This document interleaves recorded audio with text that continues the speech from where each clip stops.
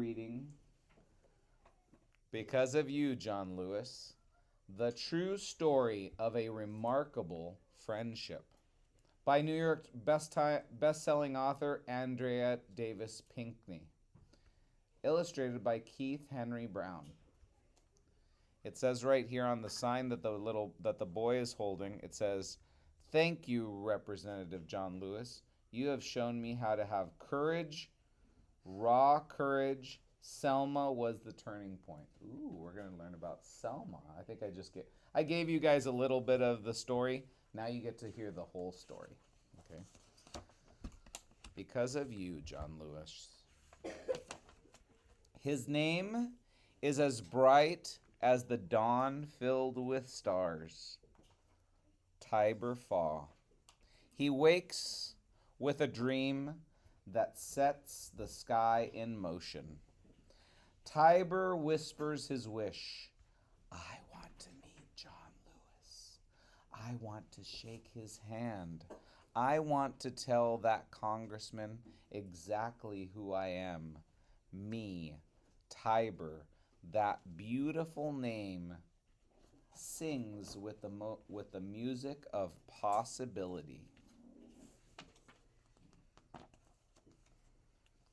When you're a kid from Johnson City, Tennessee, home to the Tweetsie Trail and a lake called Boone, when you're a kid growing up in the days of Black Lives Matter, you know the power of hope that glistens at sunrise. Tiber's grandmothers know it too. They pour all their hopes into that child's future. In their eyes, he is the light that shines on tomorrow, while his brilliance flickers today. When Tiber first discovers his hero, John Robert Lewis, friend of Martin Luther King Jr., it lights his dream on fire. He wants to know the man who stands for peace and love and truth. Then from the pages spring the words that put wings on Tiber's wish. John Lewis, all about equality. John Lewis, unstoppable and brave. John Lewis marched across the Edmund Pettus Bridge. Everybody read that. Edmund Pettus Bridge. It's going to be important. Helped lead 600 people in the fight for voting rights. Risked his life on a day we now call Bloody Sunday, 1965, almost 60 years ago. Makes that same journey year on year, keeping the memory alive. And I have this book right here that's sitting right next to him. I have this book. And I'll bring it so you guys can see it. It's about the march that they made that day. John Robert Lewis was a sharecropper's son with dreams of becoming a preacher. He even preached his little kid sermons to the chickens on his family's farm. When you're a boy in Troy, Alabama, home to the Dixie Trail, Gospel Sundays, and Gut Bucket Blues, when you're a boy who has tasted the bitter fruits of racism, faith flows like gold from a honeycomb. One Sunday morning, years later, while John Lewis listened to the radio, the words of Martin Luther King Jr. crackled through the Zenith speakers. Who was this man? Martin, telling the truth of Jim Crow's thorny beak. Martin, speaking the honest to goodness about hate. Martin, talking of racism and standing up against it with peace and love. Hearing Martin's words lit a light in John's heart. They flew straight to John's wide open hopes and tucked themselves into the deepest pockets of his understanding. I want to meet that clergyman. I want to shake his hand. I want to tell Martin Luther King Jr. exactly who I am. Me, John Robert. Tiber Faw reads and wants and waits. He has caught the fire of Martin and John. Tiber reads it in his history books. John Lewis got the nickname Good Trouble on account of speaking out for what is right. Tiber reads about John Lewis at lunch counter sit-ins and freedom rides and in registering people to vote. He reads it in the newspaper. John Lewis brought his own kind of bold to the House of Representatives. Every time Tiber reads, he bookmarks, underlines, folds back, keeps track of anything to do with the where and when of the unstoppable Congressman John. Then comes the day. Tiber convinces his grandmothers to pack up their car, fill its tank, stuff the back seat with a snack box and books, and makes the 400-mile drive from Johnson City, Tennessee to Selma, Alabama, where his hero will be making the once-a-year march across the Edmund Pettus Bridge. Very important spot. A whole lifetime before Tiber was born, John Lewis, now a teen applying for college, wrote a letter to Martin Luther King Jr. He told him Troy State University is segregated, told him schooling is unfair, told him whites only signs everywhere.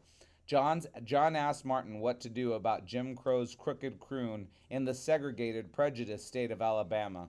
That's when a bus ticket arrived. Martin Luther King Jr. invited John Robert Lewis to meet him. Martin called John the boy from Troy, and they called each other friend.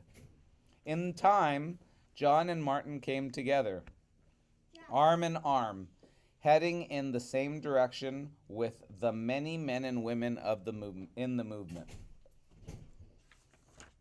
From 1960 to 1962, lunch counter sit-ins and freedom rides tested the segregated South. And in 1963, 250,000 marched on Washington for equality and jobs and fair pay. John gave a keynote speech. He put it straight. Wake up, America! We will not and cannot be patient. Martin told the world, I have a dream. In 1964 came Freedom Summer, registering black folks to vote, getting them out to the ballot box. In 1965, believers marched over the Edmund Pettus Bridge, still fighting for that precious right to vote. But halfway across came racism's pounding rain. Thunderous beatings to John's head, billy clubs, bam, skull cracking, slam, tear gas, pepper spray. Seeing stars explode in broad daylight, then not seeing, blinded, blacked out, broken bones, choked. John's faith was tested by scars, slow to heal on the way to change. John and Martin stayed strong, stayed proud, brothers, friends, together forever. Then came April 4th, 1968, that heartbreaking day when Martin rose, escaping to a place where hatred doesn't live, crossing Heaven's Bridge to the other side of bigotry, rising to a higher love on the shoulders of saints and angels, Harriet, Frederick, Sojourner, Dubois. John Lewis knew he and other makers of good trouble were left to carry on Martin's dream for peace, to stitch the seams of his legacy. Through the years, legacy's threads weave on, stitching in the hopes of Tiber Faw, quilted patches of bright promise. Tiber bold, Tiber more ready than ever, Tiber wide awake. During the 7-hour car trip to Selma, where John Lewis, the congressman, prepares for his memory march across the Edmund Pettus Bridge. Everybody, Edmund Pettus Bridge. Tiber waits at the back door of the Brown Chapel AME Church, hoping to meet the fighting for freedom, peace-seeking giant Congressman John. Tiber wishes, Tiber prays, Tiber waits, Tiber stays. Stands straight and proud, heart beating loud, hours and hours and hours. Pressed shirt, necktie, new shoes laced tight, holding his sign of the times. Thank you, Representative John Lewis. You have shown me how to have courage. Then, can it truly be?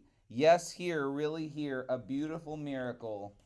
Good trouble.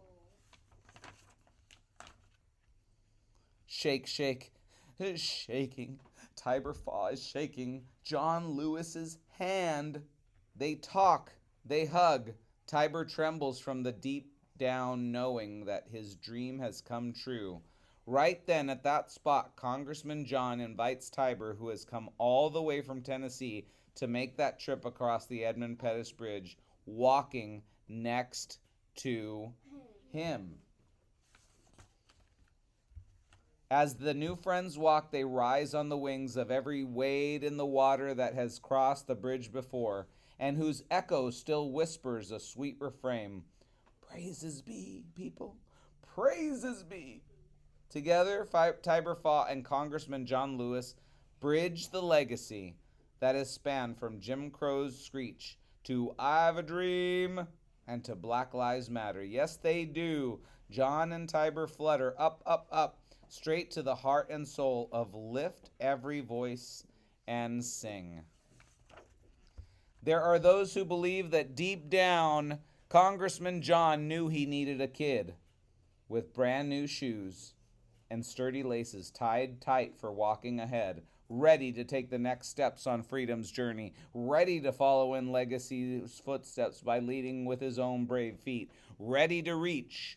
And on the sad, sad day when heaven's cloak called John home, when Martin, who had risen to the other side, gave an up nod to his brother friend, when the world said goodbye to the crusader named Good Trouble, when Congressman John Lewis was laid to rest, Tiber Faw stepped up, stood tall, and spoke.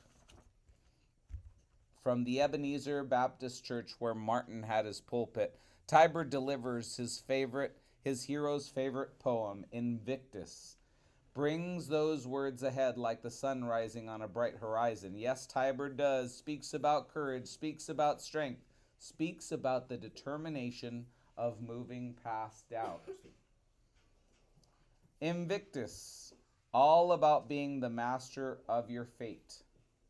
Now is Tiber's time to celebrate the man whose past led to now. Yes, Tiber's time has come to pay his respects while the world pays attention, listening and learning from those still on the road, and trusting that we can open a world of possible.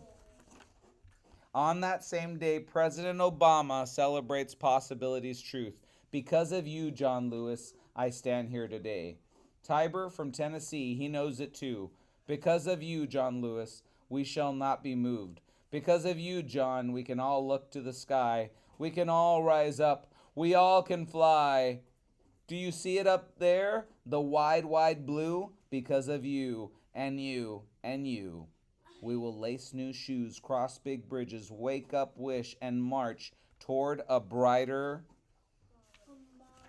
tomorrow. And that, ladies and gentlemen, is the end of our story. Okay? And there's more information here about John Lewis.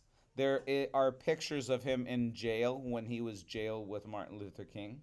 There's pictures of him in the Edmund Pettus Bridge before they were assaulted and after they were assaulted. You can actually see the police of the time, or I think it was the National Guard, being hit by state troopers were hitting them because they would not leave the bridge.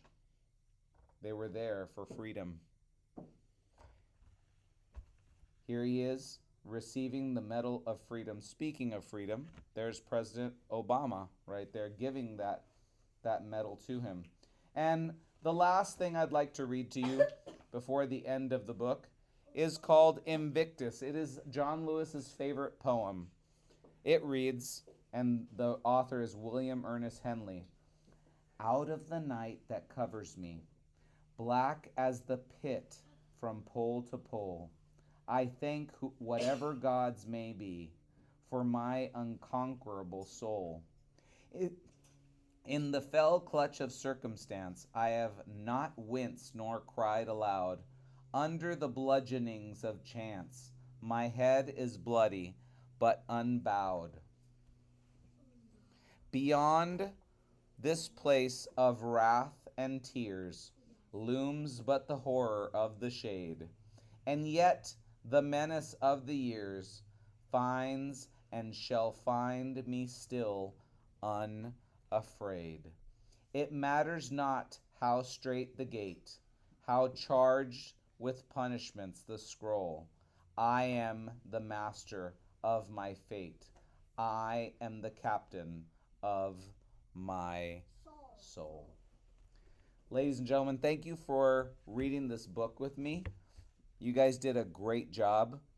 The book was Because of You, John Lewis, and it was a very remarkable book. Read every single day. Tap that bell, like, and subscribe. Have a great one. See you next time.